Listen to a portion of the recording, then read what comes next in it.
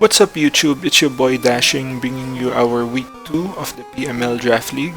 Today we are facing Jaden and the Townsville Krookadiles. His team consists of Mega Medicham, Aegislash, Talonflame, Incineroar, Vaporeon, Tangela, Paleosand, Noivern, Torkoal, Slowking. While prepping for this team, I expected the Tangela, Megacham, Incineroar or Talonflame, Slowking or Vaporeon, and Aegislash. Though he could bring Torkoal for a Trick Room Eruption set, which though unlikely, I did prep for that as well. As you can see, I brought Electros, Gligar, Axelgor, Azu, Mega Sableye, Quillfish. I actually made a bulky bullshit set for Azu, which is just there to force a switch with the Perish Song. Everything else is pretty standard, so let's hop into the battle and see how we did. Alright, so I lead off with Electros as he leads off with Talonflame. Now, expecting the Z-Flare Blitz, I did EV Electros to live that, but he does go for the regular Flare Blitz, which is perfect for us. Take some recoil, and that will allow us to get the first KO of the game with Thunderbolt. So Talonflame goes down.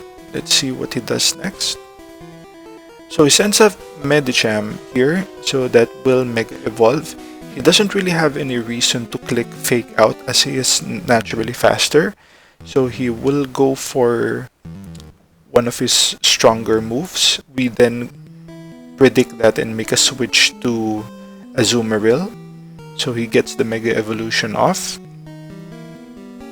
He goes for an Ice Punch, so that would be expecting our Gligar to come in instead, which is perfectly reasonable.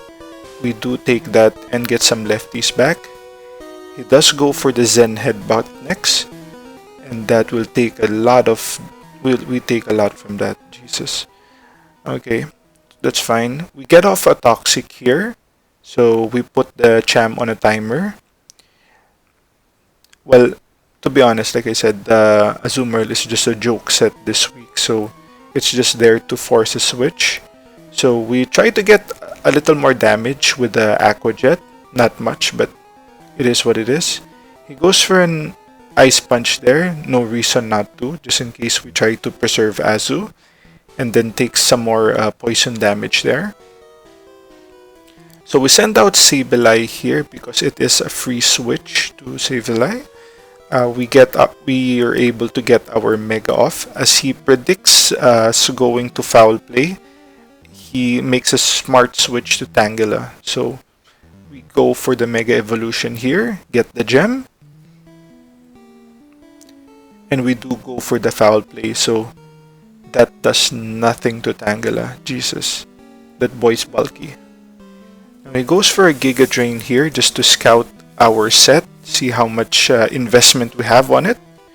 I do go for a Snarl just to lower its special attack, which he avoids. Doesn't really matter in the long run. Now he makes a smart play switching out to Incineroar as I do not want to take a Flare Blitz from this guy. So I just go for the Snarl expecting him to stay in. Get the special attack drop, doesn't really matter. So we switch out Sableye and bring in our Quillfish just to get the Intimidate. He goes for a knockoff, interesting. So he knocks off our Focus Sash here. Ideally, that wasn't really a good play going for that against Sableye, since we do have a stone, so that's not gonna do much. I do go for Liquidation here, but he makes the smart move in making the switch. So instead, I just go for the Toxic Spice. Seeing as he doesn't have any Defoggers left, I thought that was the best play. He goes for a Scald here, and we are able to live that due to our investment. And I set another layer of Toxic Spikes, so that will come in clutch later on in the game. And he gets his first or his second KO of the game with Scald. But that's fine. Quillfish did do its job already. I make a misplay here, sending out circuitry, our Electros, as he goes for a Scald. So looking back, I probably would have been best to send out Sableye instead. We do get a good chunk from Thunderbolt there. He gets some lefties. But seeing as we don't really have any mons to capitalize on that, it doesn't really matter in the long run.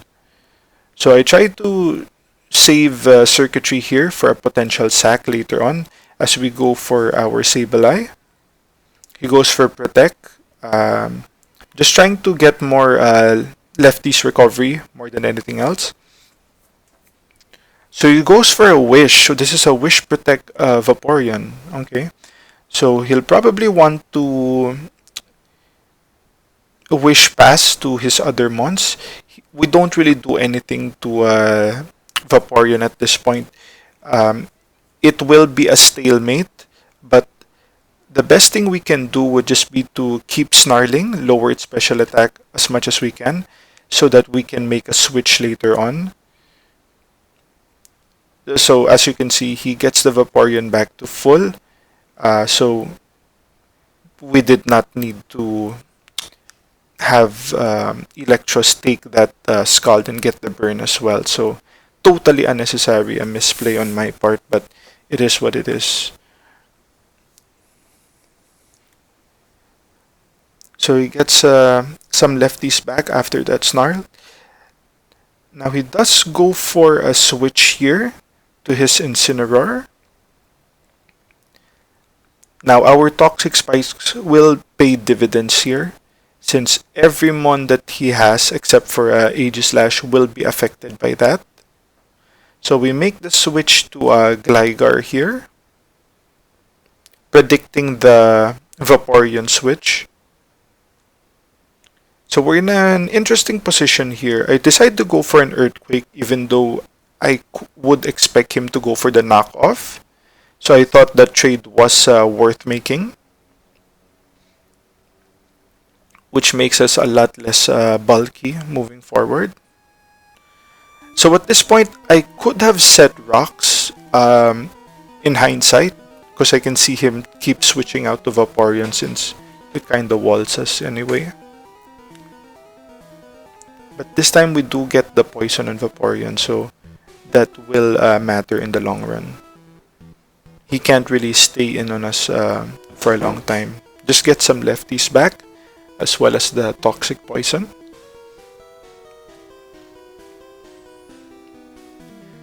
Now, predicting the potential Ice Beam or a Scald, since we don't have the Eviolite anymore, I decide to go back to Sableye, because that would be the correct play, as he goes for the Scald. So that tells me he doesn't really have Ice Beam, possibly, because there's no reason not to go for it at that point. So he already revealed Scald, Protect, as well as Wish. So goes for another Scald. He gets the burn this time, which puts us on a somewhat of a timer. I go for the Recover, as he's not gonna win this battle anymore between Vaporeon and Sableye, since he is badly toxic.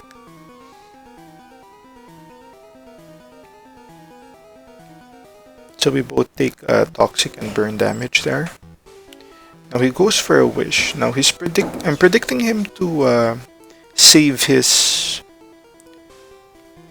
Incineroar, potentially passing the Wish to him, because that would be the correct play at this point. No point wishing back Vaporeon. So he takes another round of toxic, as well as the I take burn. And let's see what happens. So he does go for the switch, definitely Incineroar. That's the correct play. As I read this, gets the Intimidate. So, okay. I thought I did read that, but probably not. So I go for a Snarl there. Now he gets the Wish there.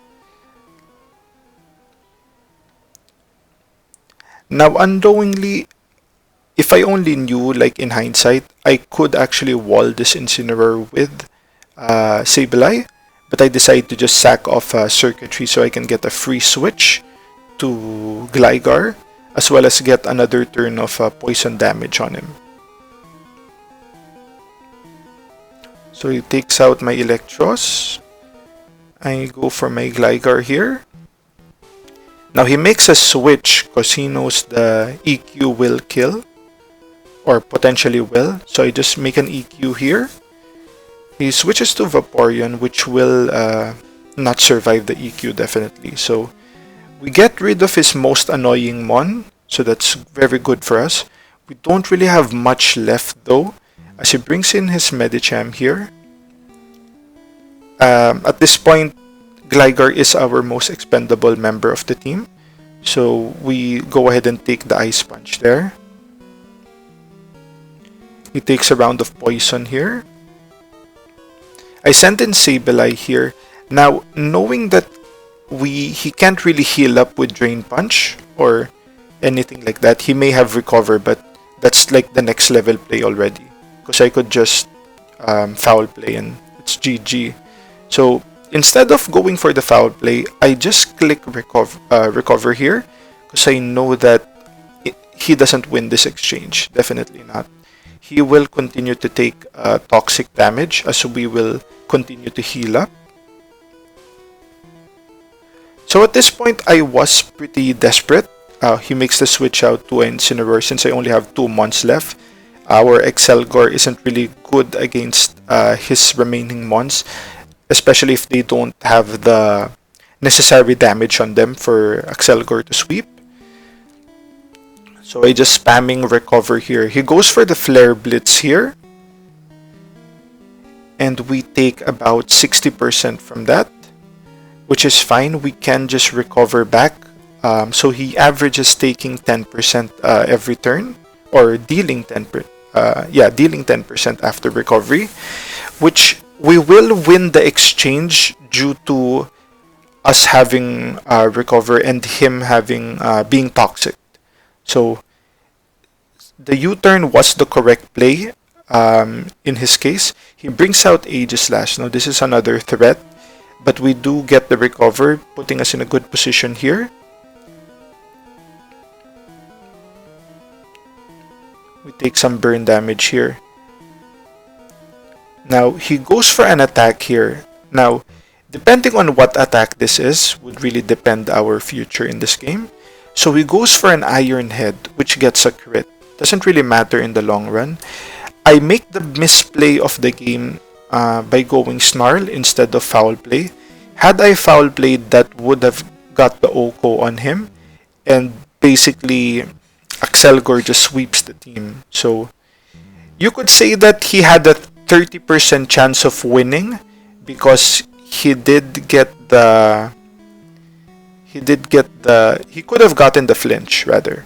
I did go for the Shadow Sneak there, but since I was burned plus probably -2 or 3 due to the Intimidates, that's not gonna do anything. So he can just go for the King Shield here, so that he remains in shield form as I make my attack during the next turn. At this point, I already knew that it was GG. There's no way I can win this. So we are gonna lose 4-0 game to Jaden. GG, it's Jaden. Very frustrating on my part, since I could have definitely won that. I asked him his set after the game, and he did reveal the Medicham having Fake Out and not Bullet Punch. So that would we could have won that easily. But anyway, thank you for watching. Everyone have a nice day, and like, comment, and subscribe. GG.